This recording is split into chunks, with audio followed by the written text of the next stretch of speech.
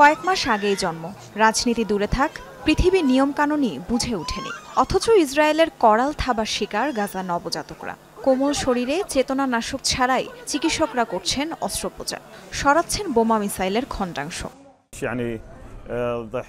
হাসপাতালে রোগী রাখার জায়গা নেই, জরুরি সহায়তা দরকার, প্রয়োজন অভিজ্ঞ চিকিৎসক, ওষুধ ও প্রয়োজনীয় সরঞ্জামেরও অভাব। বিদ্যুৎ সরবরাহ না থাকায় আইসিইউ বন্ধ। বহু মানুষ চোখের সামনেই মারা যাচ্ছেন, কিন্তু হাত পা বাঁধা। এ তো গেল চিকিৎসার দুরবস্থা। প্রাণে বাঁচতেও ফিলিস্তিনিদের ধুঁকতে হচ্ছে। নিরাপদ আশ্রয়ের খোঁজে 6 সন্তান আর স্ত্রীকে নিয়ে ছুটছেন খাদের জোনায়েদ। কতদিন এক জায়গায় টিকতে পারবেন অথবা আদৌ জীবিত থাকবেন কিনা সেটি নিয়েও রয়েছে তাদের প্রশ্ন। কবে থামবে এই যুদ্ধ? এক জায়গা থেকে আরেক জায়গায় শুধু ছোটাছুটি করছি। এ নিয়ে 5 বার স্থান পরিবর্তন করলাম।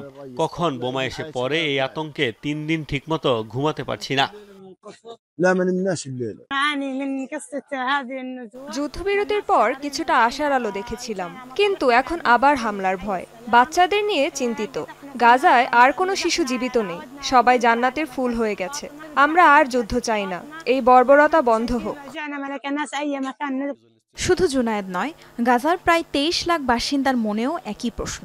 নতুনভাবে শুরু হওয়া সর্বাত্মক হামলায় জীবনী শক্তি হারিয়ে ফেলেছেন গাজাবাসী। আফসোস হয়, গাজাবাসী যদি পৃথিবীর বাকি সবার মতো বাঁচতে পারত। আমার 2 সন্তানই বিশ্ববিদ্যালয়ে পড়ত, এখন সেই শিক্ষাঙ্গনের চিহ্নও নেই। বাড়িঘর হারিয়ে গাজাবাসী এখন ভিখারি। কেউ দয়া করে খাবার পানি দিলে আমরা খেতে পারছি। ইসরায়েলের স্থল অভিযানে ভগ্নস্তূপে পরিণত হয়েছে উত্তর ও দক্ষিণ গাজা। গত 3 দিনের পাশবিক হামলায় মৃত্যু হয়েছে 6 শতাধিক ফিলিস্তিনির।